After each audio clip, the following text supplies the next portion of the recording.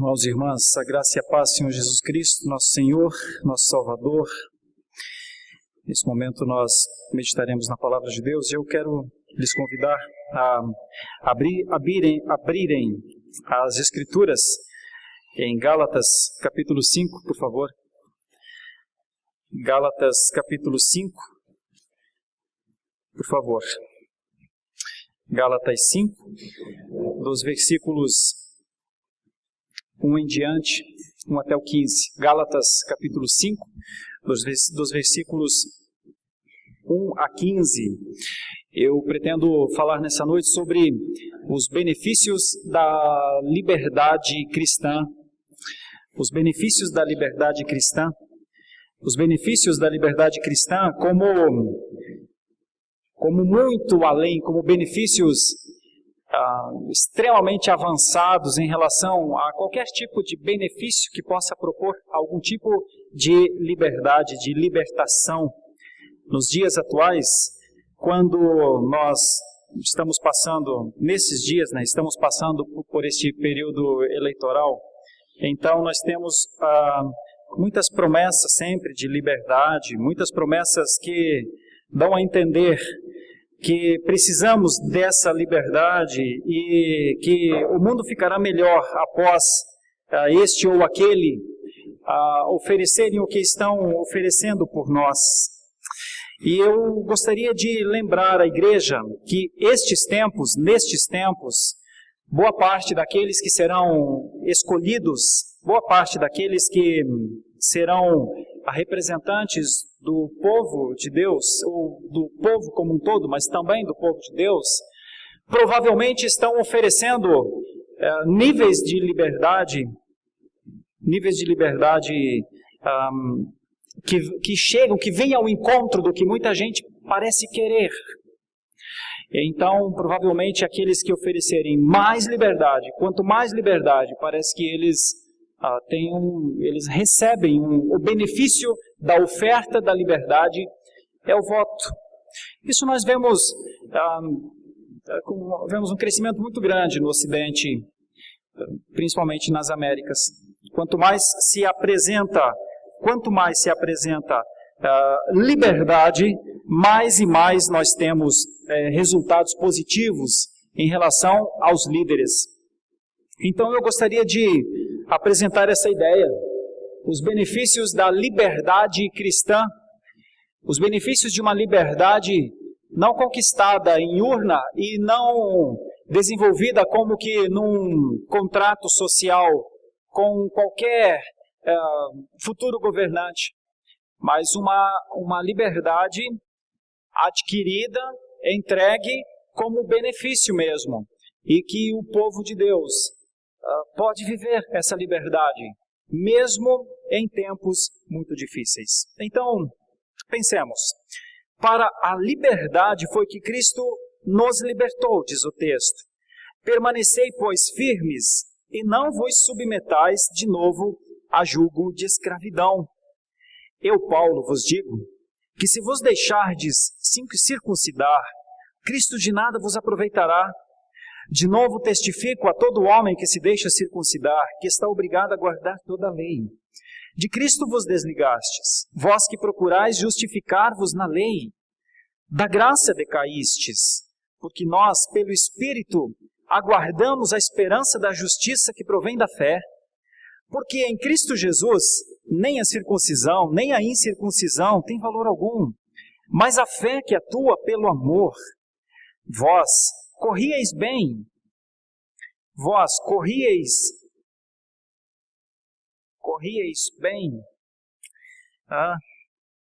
deixa eu achar onde que está, aqui. Quem vos impediu de continuardes a obedecer à verdade? Esta persuasão não vem daquele que vos chama. Um pouco de fermento leveda toda a massa.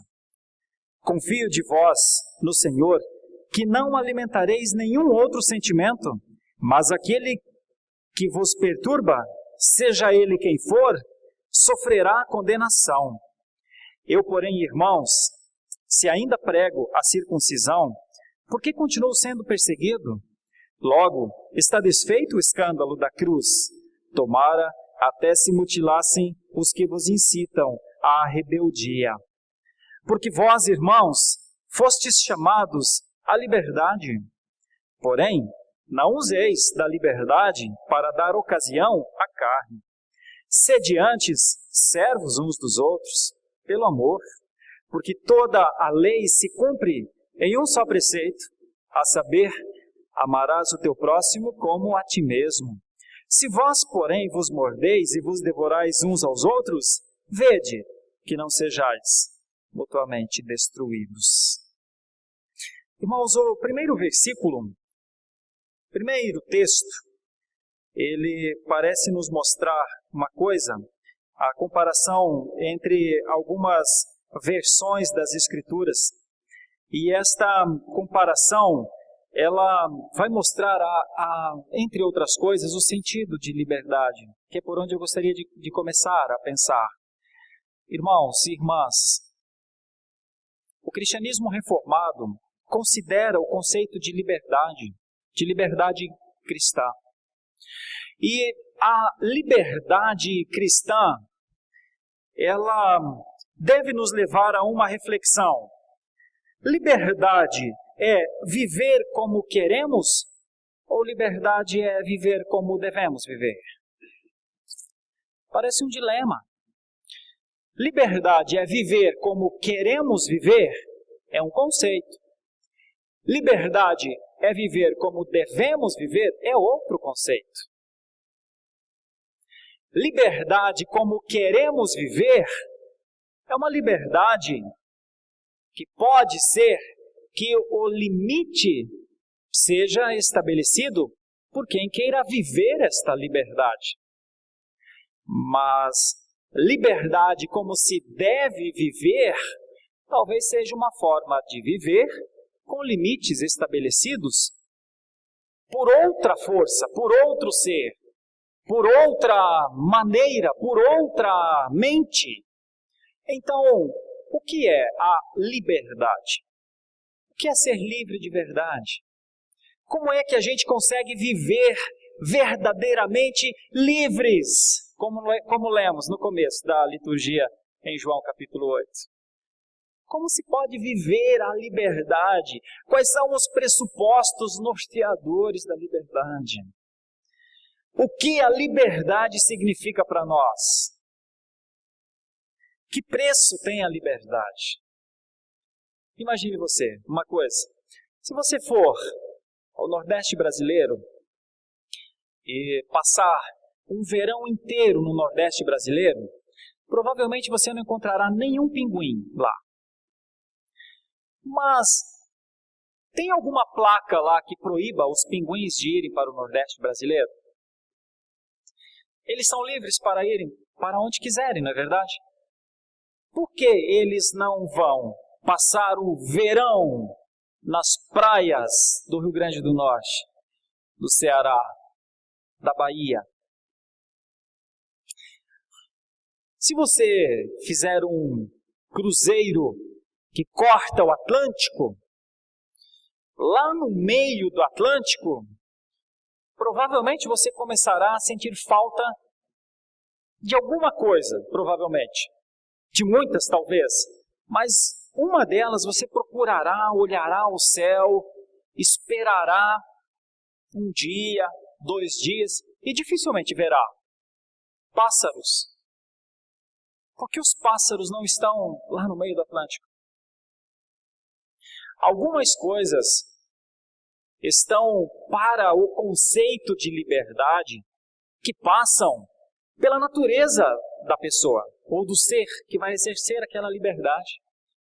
Os pinguins não vão ao Nordeste porque a sua terra é a Patagônia. É ali que é o habitat deles. É ali que o conceito de temperatura vem ao encontro das suas necessidades. Pinguim pensa, como nós que estamos fazendo esses cálculos, 30 graus nas praias do Nordeste e 10 abaixo de zero na Argentina, na mesma época? Não, o pinguim não pensa.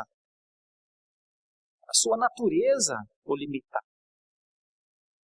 Os pássaros não vão para o meio do oceano porque não tem como eles voltarem. Eles não vão porque eles morrem. Quem sabe quantos já morreram, não é? Mas você já parou para pensar que você não vê a extinção dos pássaros porque eles erram no seu entendimento e vão rumo ao Atlântico para morrer no meio do mar? Eles continuam todos aqui. Irmãos, eu começo introduzindo essa mensagem sobre liberdade para afirmar que a boa liberdade, a melhor liberdade bíblica, ela não é fatalista.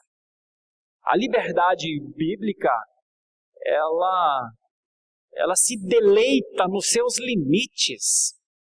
Os limites da liberdade cristã fazem bem, não fazem mal. Certa vez eu recebi uma carta de um jovem, eu estava pastoreando no sul, e então este jovem visitou uma igreja que eu pastoreava, e ele não gostou nada da nossa forma de culto. Ele disse, eu saí da minha casa e eu disse para mim, para minha esposa e para as minhas filhas, vamos adorar ao Senhor, vamos louvar e engrandecer ao Senhor, vamos a um culto hoje à noite, vamos, e a gente, se animou a ir, mais ou menos como o Michael Phelps faz toda vez que ele vai se lançar na água, ou alguns dos nadadores, eles se batem forte e deixam as marcas das suas mãos, vamos, a água, agora, vamos, assim essa família veio ao culto, e quando se fez parte do culto, encontrou um culto sereno, com orações comedidas, introspectivas até certo ponto, encontrou orações que falavam de pecado, de súplicas, de perdão de pecado, mas ele queria adorar, ele queria, ele tinha batido no seu peito e dito, vamos a um culto, adorar, e parecia não chegar esse momento. Então quando terminou aquela oração, até meio macambuza, aí veio o grupo de louvor, mas as canções eram tristes, ele estava pronto com as suas mãos, agora eu vou, agora eu vou vibrar, e não rolava. E então os nossos irmãos cantaram 2 ou 3 canções, e então alguém orou pela mensagem. Quando eu fui pregar, eu da mesma forma estava trabalhando numa série que nos levava a refletir na dependência de Deus, que nós éramos uma igreja pequena e que nós tínhamos uma intenção de trabalhar naquela cidade tão grande, uma cidade avessa, uma cidade espírita por demais, uma cidade com muitas dificuldades no que dizia respeito ao Evangelho. Historicamente, nós como instituição, como IPB, estávamos alheios à responsabilidade que tínhamos de trabalhar naquela cidade e tal. Mas não era isso que ele queria ouvir, ele queria adorar a Deus, ele queria, de alguma forma, extravasar tudo que ele queria dizer para Deus. Ele tinha trazido a sua família para aquilo, e ele chegou a uma igreja e encontrou uma oração que as pessoas não gritavam do seu lado, e ele encontrou músicas que falavam muito à cabeça, falavam muito ao coração, e ele queria fazer outra coisa. Então, quando ele ouviu a pregação da palavra, ele ouviu um chamamento a uma responsabilidade, que certamente ele olhava e disse, essas pessoas aqui não vão fazer nunca isso que o pastor está falando, não esse número aqui, pelo amor de Deus. Então, ao final do culto, eu admirei uma coisa nele, admirei. Ele veio, me cumprimentou, e ele disse, não era o que eu pensava, e não era o que eu queria também. Eu não tenho que ser sincero com o senhor, pastor, não gostei desse, não gostei.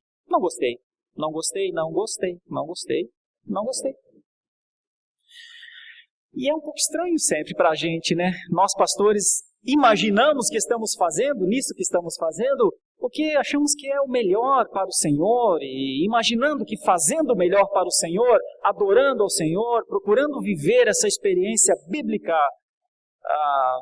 pessoas que se acheguem e o façam também ao Senhor. Mas aí ele disse para mim, posso lhe escrever? Pelo que eu vi hoje aqui no culto, eu posso lhe escrever para lhe falar melhor das minhas impressões? Pode, claro que pode. Dei meu e-mail para ele e o e-mail dele foi dentro daquilo que ele já havia começado a me falar. Ele disse assim, reverendo, me permita lhe falar, mas eu não consigo entender como um jovem como o senhor, foi simpático comigo, tão jovem e tão retrógrado. Uma igreja aparentemente que se ama, é feliz no conhecimento que tem uns dos outros, mas sem vida, apática. Como é que vocês podem, parece que vocês são sempre assim? Escrevendo no e-mail, vocês entram naquele lugar para fazer aquilo que vocês fizeram no domingo à noite? Vocês estão certos disso? O que vocês fazem domingo após domingo? Vocês não vibram? Vocês não vivem a fé cristã? Eu imagino, reverendo, que o senhor esteja dirigindo muito mal a sua igreja. Porque provavelmente eu ouço por aí que a igreja é a cara do pastor. Então provavelmente essa igreja é desse jeito, porque o senhor é assim. O senhor é um homem para baixo. O senhor é um homem que não inspira. Eu saí da minha casa. O senhor não imagina com que alegria eu saí da minha casa para adorar ao Senhor?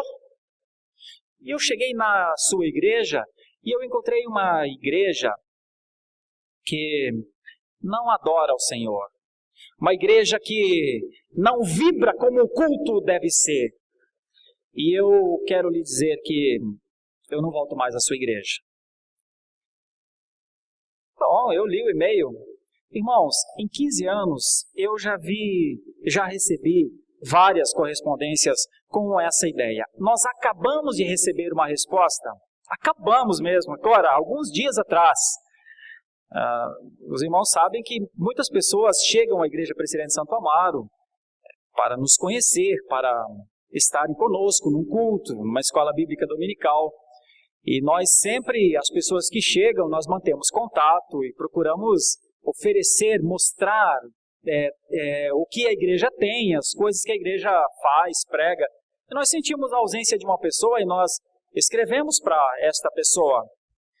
E perguntamos, não temos visto você veio algumas vezes e não veio mais? E a pessoa respondeu de maneira muito simpática, assim, olha, Deus abençoe muito vocês, sigam no caminho de vocês, mas eu cheguei à conclusão que vocês não pregam o genuíno evangelho. Então, eu não irei mais à Igreja Presbiteriana de Santo Amaro. Agora, tem 15 dias, não tem, Geimar? 15 dias. Irmãos, do âmbito da ideia da liberdade cristã, todas as pessoas são livres para fazerem o que quiserem, pensar o que quiserem. Mas quais são os limites de uma consciência acurada acerca de liberdade cristã? Eu pensaria que quanto maior consciência, maior exercício da liberdade. E quanto menor consciência, menor exercício da liberdade. A liberdade que aquele jovem queria praticar na igreja que eu pastoreava, era uma liberdade que para nós não era liberdade. O que ele queria, se era rodar, passear, girar, fazer aeróbica, o que ele quisesse fazer, para nós não significava liberdade. Para ele sim, mas para nós não. O evangelho que esta pessoa que veio, não vem mais, não voltará mais. O evangelho que ela pensa, a cosmovisão que ela tem do evangelho, provavelmente não seja a nossa cosmovisão. Então, quais são os elementos norteadores da verdadeira liberdade cristã? Como é que se analisa a liberdade cristã? O quanto se pode exercitar uma prática e falar, estou dentro da liberdade cristã. Estou exercendo a liberdade cristã. Então, a partir desse texto de Gálatas, eu gostaria de pensar, eu sei que os Gálatas enfrentavam um problema, e o problema dos Gálatas era, eles deveriam adotar agora uma lei diferente das leis que eles tinham antes. É isso? Era para ser definitivo? Eles deveriam parar verdadeiramente de circuncidar-se e eles deveriam apenas pensar em fé? Mas e se eles não quisessem? Como eles viveriam? Eles viveriam como eles gostariam de viver? Ou eles viveriam como eles deveriam viver? Então, a primeira ideia que eu gostaria de pensar com os irmãos aqui é que nós, os cristãos, nós fomos libertados da lei como sistema de salvação. Os Gálatas precisariam compreender que eles foram libertados da lei como um sistema de salvação e eles tinham de entender isso logo. Porque se eles não entendessem, eles continuariam a praticar a lei, imaginando que na prática daquela lei eles seriam salvos. E a oferta da liberdade, um dos benefícios do cristianismo era justamente a libertação daquelas práticas, como se um pássaro estivesse preso a uma gaiola e a porta foi aberta. E a ordem era, saia, viva. A ordem era, você com a consciência que tem, com o que Cristo lhe deu, você estará seguro fora dessa gaiola. Mas os Gálatas pensavam, não, talvez seja aqui dentro. Talvez tenhamos de ficar dentro desta gaiola. Talvez tenhamos de ficar dentro desses limites que nós já conhecemos. Então, nós temos muitas ideias na palavra de Deus que nos ajudam a pensar que nós fomos libertos da lei como sistema de salvação. Nós fomos libertos para que alcancemos no padrão da fé, no entendimento da fé, a verdadeira segurança, a mais segurança pela fé do que pela lei, do que pelas obras. Mas como é que se convence o povo da Galácia acerca disso? Como é que se convence que nós estamos debaixo da graça agora e que podemos confiar na graça? Como é que se convence os Gálatas que nós fomos aceitos e adotados e que estamos numa plena nova situação, a de filhos? Como é que se convence aos Gálatas que não dependemos mais das coisas que fizemos, que fazemos ou que faríamos? Até porque todas as coisas que fizéssemos sempre seriam insuficientes para sermos salvos. Como é que se convence os Gálatas que ser livre era o grande objetivo da vinda de Jesus? Oferecer essa liberdade. Ser livre era o grande benefício para eles. E que eles eram livres não por obras, jamais por obras, mas pelo perdão. Como dizer a um pássaro, a porta está aberta? Como dizer, a liberdade agora é o seu destino? Como dizer? Como dar este passo? Qual é o problema? Qual seria o medo dos Gálatas? Certamente, um dos medos era o de cometer um pecado contra Deus. Eles vinham tanto no sistema de leis que eles não queriam cometer o pecado contra Deus, de não cumprir aquela instrução. Pois bem, mais um segundo benefício, porque se o primeiro benefício é que nós fomos libertados, completamente libertados da lei como sistema de salvação, até porque a lei é insuficiente para a salvação, Até porque a lei é uma ferramenta, mas quem pratica a lei é o homem. Ainda que a lei tenha os pressupostos adequados, quem pratica, quem cumpre essa lei é um homem pecador, que não consegue pôr aquela lei em prática perfeitamente. Então, nós precisamos do benefício. O benefício é a salvação, o benefício é justamente o completar da obra, é o fazer a obra por nós. Se nós temos isso como um benefício, o segundo benefício é justamente para nos libertar daquilo que era o maior temor dos Gálatas, provavelmente. Ser escravos do pecado, a escravidão do pecado. Então, nós temos espalhado pelas Escrituras, sem sombra de dúvidas, muitos textos que nos mostram que a salvação em nós é um ato geracional de Deus, é um ato sobrenatural. A salvação em nós é uma vida que passamos a ter sem imaginar existir. Antes da salvação, não tinha como imaginar o que era ser salvo. O ato de Deus oferecer a salvação a nós, a condição de nós vivermos acima da força e do poder do pecado, é algo inimaginável. Como é que alguém poderia imaginar se ver livre de um pecado que tenazmente o assediava e que era a guilhotina na sua cabeça? Como é que nós imaginaríamos ser livres sem as chaves?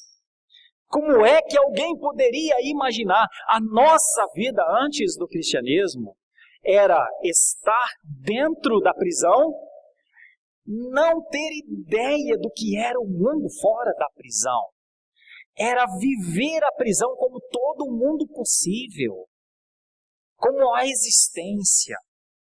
No entanto, as Escrituras nos mostram que a salvação é uma forma de Deus nos gerar de maneira sobrenatural. Quem poderia imaginar os atuais desejos do nosso coração antes de sermos alcançados? Quem poderia imaginar que nós, ao sermos alcançados, e essa que é a ideia de sermos libertos do pecado, foi-nos tirado aquela masmorra, aquela venda, aquele peso, aquele turbante. Quem poderia imaginar que sem a masmorra, sem o turbante, nós olharíamos e veríamos por trás da perfeição da criação o Deus da criação? Quem de nós poderia imaginar que nós contemplaríamos esse Deus, teríamos um novo curso de vida? Quem de nós poderia imaginar que seria lhe dado o privilégio de caminhar em santidade? Quem de nós sabia sobre santidade?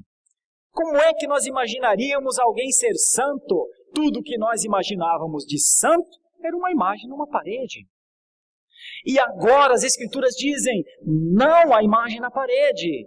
Você é separado. Quando nós poderíamos imaginar que nós seríamos gerados de maneira sobrenatural e teríamos um novo desejo, uma nova perspectiva, a de conhecer mais a Deus, a de querer que Deus nos fale, a de querer que Deus nos dirija, a de querer que Deus trabalhe nas nossas vidas? Irmãos, quando nós imaginaríamos nos conhecer como nos conhecemos hoje?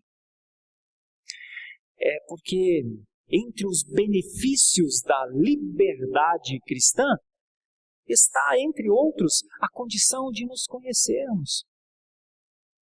A condição de saber que o pecado, embora exista, não nos governa, não é mais nosso Senhor. A de saber que todos aqueles que enfrentarem o pecado como pecado tem a promessa da presença, do cuidado de Deus, porque se o pecado ofende a Deus, Deus é o maior interessado em levar o seu povo à santidade. Irmãos, quem de nós poderia imaginar que nós teríamos na nossa livre agência a possibilidade de fazer escolhas boas? Quem de nós imaginaria? Pois bem, esse é o benefício que a liberdade cristã nos traz. Entre outras coisas, é para esta liberdade que Cristo nos libertou. Um mundo novo se abriu. Há muitos benefícios na liberdade cristã, ainda que muitas vezes nos sintamos em meio a sistemas que amarram, que prendem, a culturas dominadoras ainda.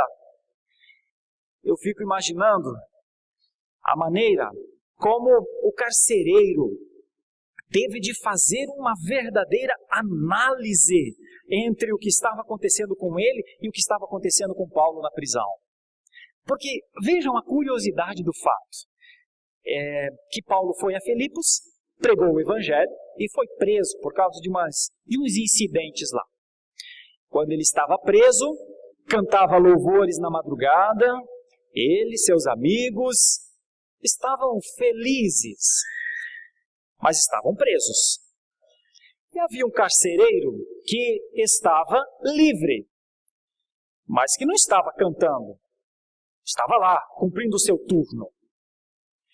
E então Paulo e os seus amigos cantam e louvam, presos, e aquele homem está sério e cabisbaixo, livre. Então acontece tudo aquilo que vocês sabem que acontece, treme a prisão, caem as grades. Aquele homem que está lá fora, que é o guarda, pensa que tem responsabilidade, não pode deixar aqueles presos fugirem, aqueles presos são perigosíssimos. Então ele diz, se esses presos fugirem, eu teria uma conta muito alta. Melhor é eu mesmo pagar essa conta, eu me mato e ninguém precisa vir aqui me cobrar que eu fui um mau guarda, né? E então Paulo diz, tu não precisas fazer isso, porque nós estamos aqui. Nós não saímos. Fique vivo. Permaneça onde você está. E a análise que esse homem precisa fazer é de liberdade. A pergunta que aquele homem precisa responder é o que é verdadeiramente liberdade. O que é a liberdade para o carcereiro? Liberdade via de regra para o carcereiro é pessoas andarem livres e perda de liberdade é pessoas estarem presas. Mas o que ele viu, de certa forma, destrói esse conceito de liberdade. Porque o que é que ele percebe? Ele percebe que os que estão presos é que são livres. E percebe que ele que está livre é o que precisa de liberdade. Está preso. E então a sua forma é tão interessante. O que posso fazer para ser salvo? Em outras palavras, está dizendo, o que eu posso fazer para ser tão livre quanto vocês? Como é que eu vivo essa liberdade que vocês vivem? Que prisões não os detêm? E que, da forma como vocês vivem, parece que são felizes, até mesmo quando estão nas masmorras. E então Paulo diz, ok, eu vou parafrasear, ok, carcereiro, agora você percebeu que quem está preso aqui é você. Agora você percebeu que quem precisa de chaves para sair da prisão não somos nós, é você. O que eu faço? O que eu faço? O que eu posso fazer? Paulo disse, creia, tenha fé, e você usufruirá os benefícios da liberdade cristã. Esses conceitos, irmãos, são muito importantes para a nossa vida, porque eles nos levam a uma terceira ideia, um terceiro benefício sobre a liberdade que Cristo veio trazer, conforme os versículos nos mostram. E eu quero focar na última parte do texto, já indo para o versículo 13, então, do 13 ao 16. E eu vou dizer acerca dessas partes aqui, desses versículos das Escrituras, que os cristãos, eles foram libertados da superstição que trata a matéria e o prazer físico como maus, mas eles foram libertados para exercer os limites da liberdade.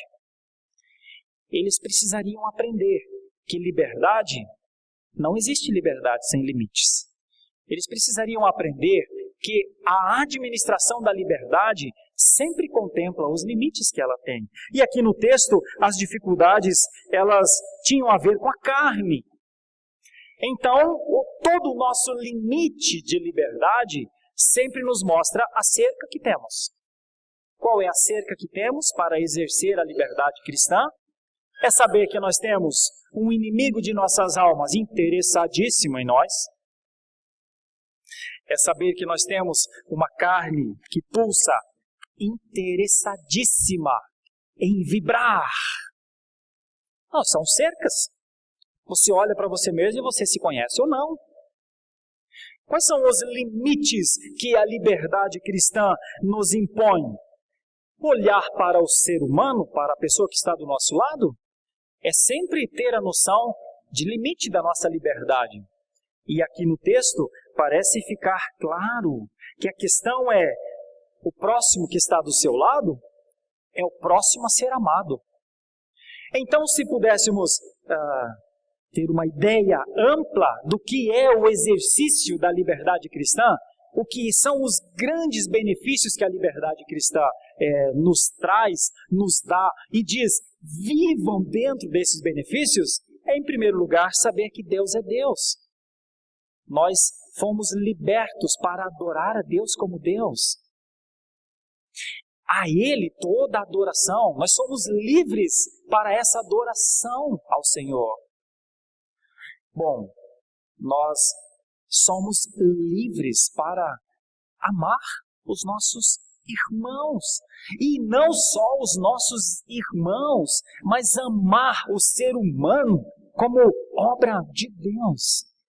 Nós somos livres para fazer isso. E nós somos livres para usar as coisas. São 3 ideias: adoração, amor e uso. A Deus adoração, as pessoas amor e as coisas uso. Tem alguém mais livre do que nós? Tem alguém mais livre do que um cristão? Que descobre, que não confunde as coisas? Que fica claro para ele: eu sou livre. Um dos benefícios que tenho é que eu fui liberto da lei como sistema de salvação. Eu adorarei a Deus como um salvo, porque Ele me salvou.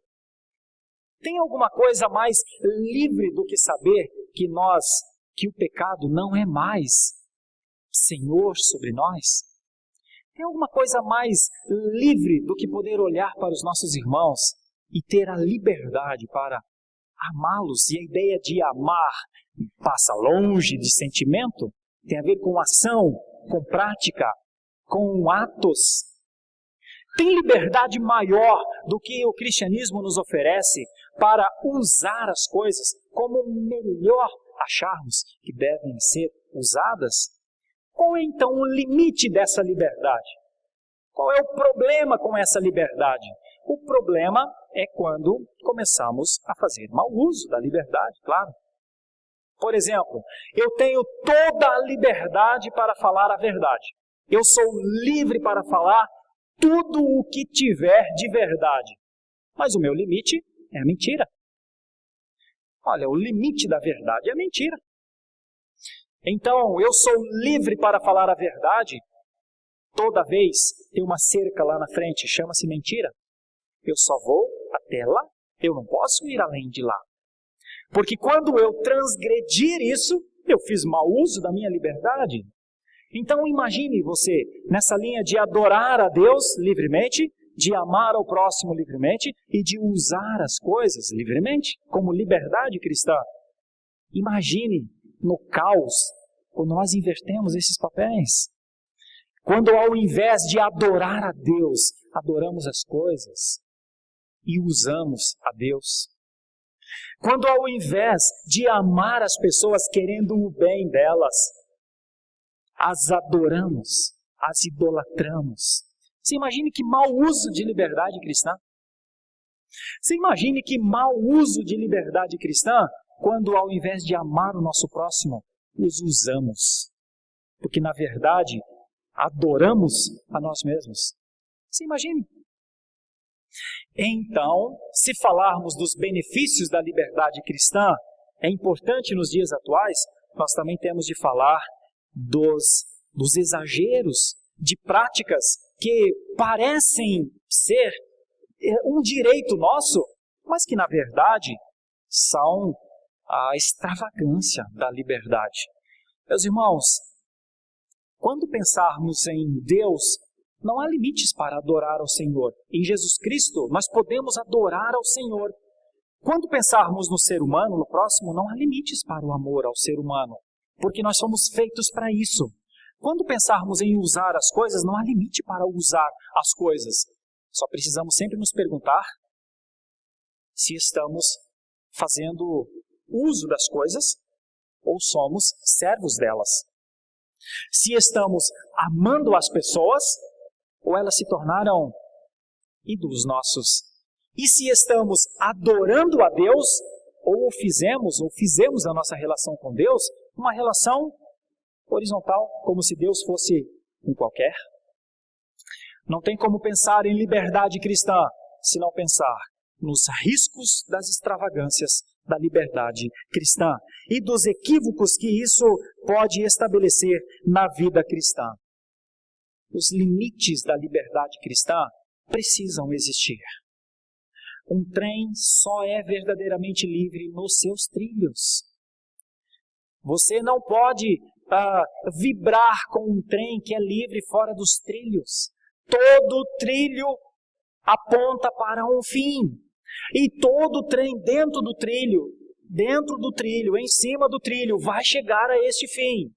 E todas as vezes que você perceber um trem fora do trilho, é uma catástrofe.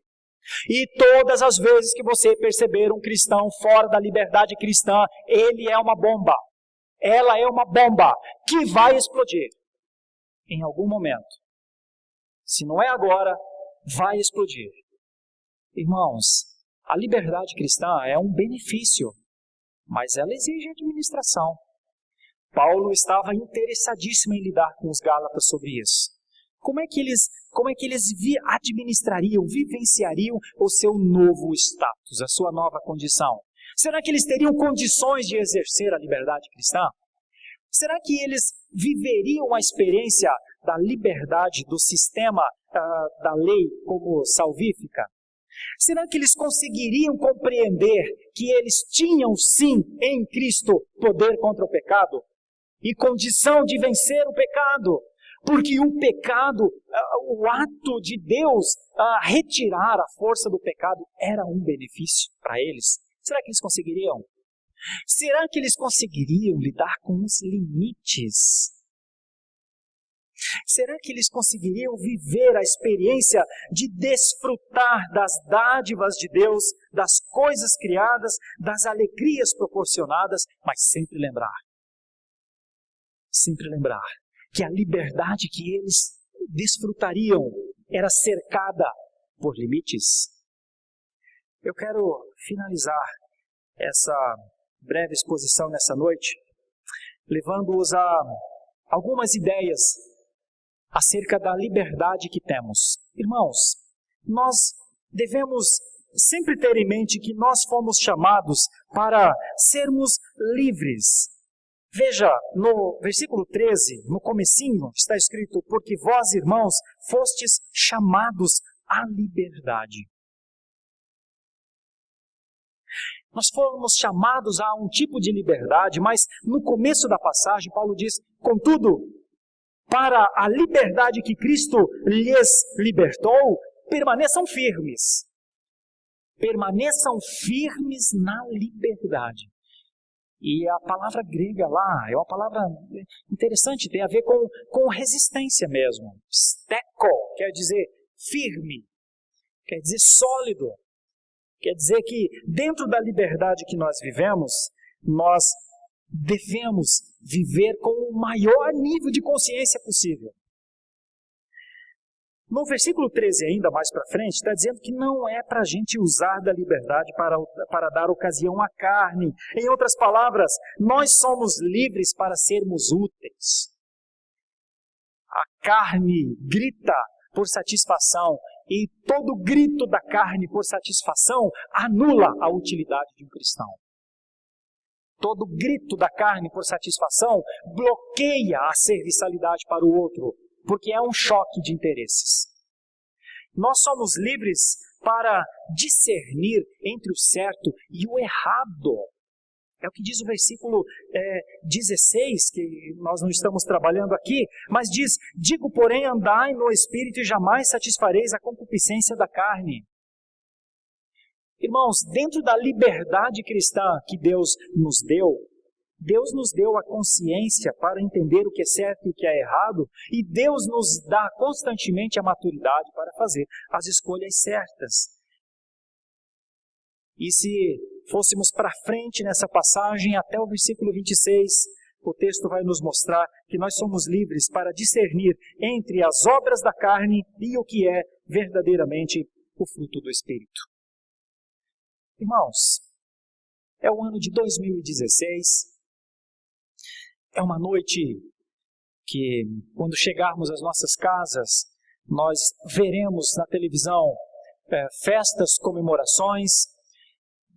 Parece que nesse momento, pessoas que prometeram liberdades, quanto mais se promete liberdade, provavelmente mais se tem respaldo da geração atual.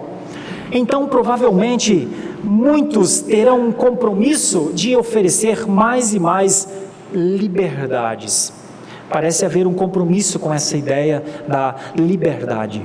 Mas eu quero conscientizar a igreja que provavelmente quase todas as liberdades oferecidas, em última instância, são nocivas. Porque elas não pressupõem o limite, elas não pressupõem até onde essa liberdade é legítima. O cristianismo dá uma ideia clara de liberdade. E a liberdade que o cristianismo nos propõe é uma liberdade tripla: adorar a Deus, amar o ser humano e usar bem as coisas. Diante de Deus exercer a primazia da redenção em Cristo, do exercício do mandato espiritual, adorar a Deus. Diante do ser humano, por conta da redenção de Jesus Cristo, exercer com liberdade o mandato social. E diante das coisas da existência, exercer com liberdade, exercitar livremente as nossas ações dentro do mandato cultural. Tem alguém mais livre do que um cristão? Por que será que as pessoas acham que cristão não é livre? Por que será que o mundo atual torce o nariz para o cristianismo? Porque acha que ele não é livre. Eu digo para você, porque qualquer cultura que não seja cristã sempre terá uma ideia completamente antagônica de liberdade. Liberdade para qualquer denominação que não seja, qualquer segmento mundial que não seja o cristianismo, sempre vai trabalhar com o conceito de liberdade, com um conceito estendido, um gosto pela extensão, um gosto pela ruptura de limites. No cristianismo, nós somos lembrados dos limites. No cristianismo, nós somos lembrados que, antes de qualquer coisa, nós temos benefícios para serem usufruídos. Eu gostaria de dizer, meu irmão, saia dessa igreja sabendo, você é livre. Você não é preso pela lei, a sua salvação não depende das suas práticas mais. O pecado, por mais que seja um guerreiro, por mais que seja um duelista, por mais que se levante dia após dia para lembrar-nos das nossas limitações, das nossas fragilidades, em Cristo, ele pode ser resistido. Eu tenho visto, eu talvez poderia abrir uma pequena digressão aqui, eu tenho visto muitos cristãos entregues ao pecado de uma maneira que é assustador.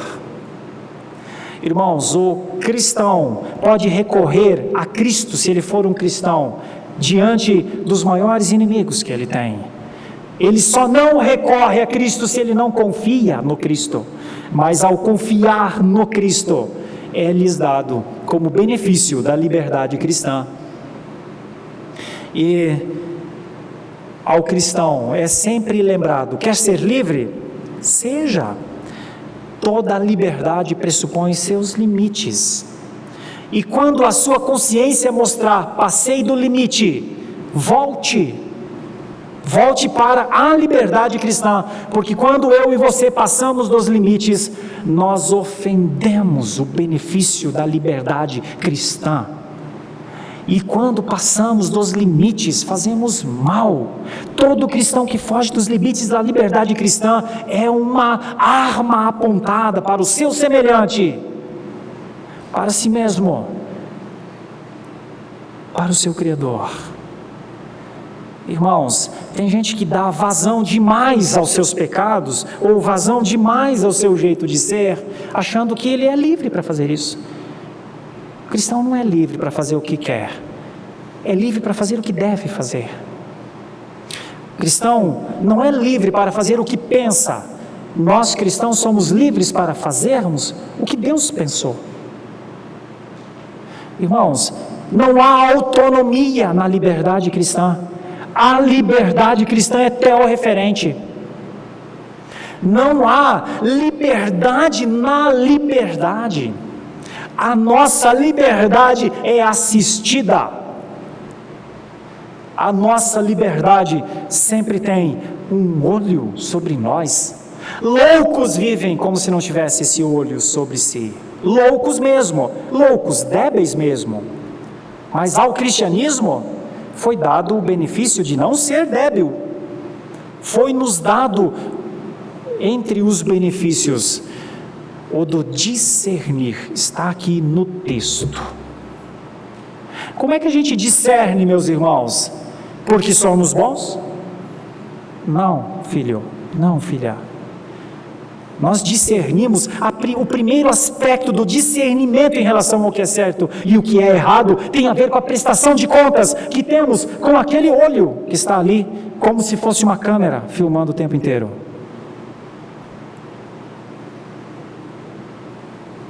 Fecha-se o olho, desliga-se a câmera, perde-se a noção de um Deus que está olhando e perde-se a lucidez, porque não tem mais a quem prestar contas.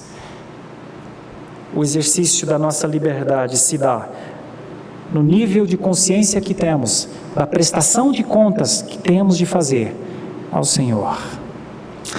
Então, quando lhe prometerem muita liberdade, você já tem a sua. Então, quando lhe prometerem um mundo melhor, você já tem o seu. Então, enquanto lhe prometerem coisas que aparentemente serão um benefício maravilhoso, nós já temos o nosso. Vençam o que quiserem vencer.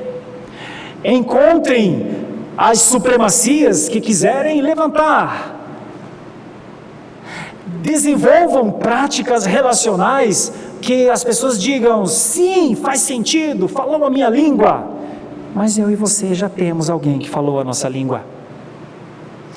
Viver a liberdade cristã em tempos difíceis como os nossos é para cristão. Viver a liberdade cristã é para cristão. Quem não é, dificilmente entenderia essa meditação. O cristão se regozija na liberdade que ele tem. O não cristão diz: credo, eu não entro nisso nem morto. O cristão diz: isso aqui é minha vida, eu vivo nessa liberdade. O não cristão diz: isso é restrição. O cristão diz: adoro ao Senhor com a minha consciência. O não cristão diz: adoro com as palmas, com os gritos. O cristão diz: vivo a minha alegria, até mesmo quando não tem sorriso no meu rosto, por conta das dificuldades que tenho enfrentado. O não cristão diz: isso não é alegria, não existe alegria sem uma boa gargalhada. O cristão consegue viver num mundo diferente, estando neste mundo que vivemos, um cristão. Que Deus abençoe o cristianismo que vivemos, e que percebamos sempre que nós fomos chamados para essa liberdade, mas que essa liberdade não é a mesma liberdade, não tem o mesmo conceito de liberdade que a cultura chama de liberdade. A nossa liberdade não tem a ver com o que queremos, tem a ver com o que devemos fazer. Feche seus olhos por um instante, avalie em alguns segundos: liberdade cristã e eu. Liberdade cristã na minha vida. Liberdade cristã e minhas práticas. Liberdade cristã e o que as pessoas falam da minha liberdade cristã. O que precisaria acontecer nesse instante?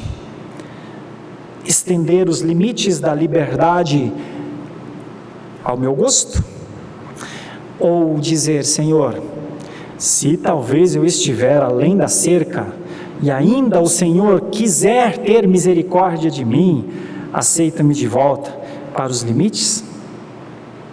Eu não sei, cada um de nós o sabe. Eu só oro: Senhor, eis-nos aqui, todos chamados de cristãos, todos beneficiários da liberdade cristã.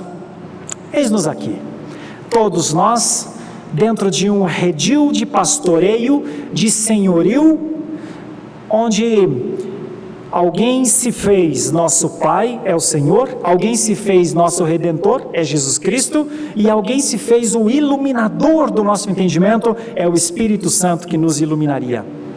Eis-nos aqui como ovelhas do Senhor. Deus, avalia os nossos passos de ovelhas, Senhor. Avalia e trabalha na nossa mente acerca dos limites da nossa liberdade. Até onde podemos ir no nosso julgamento?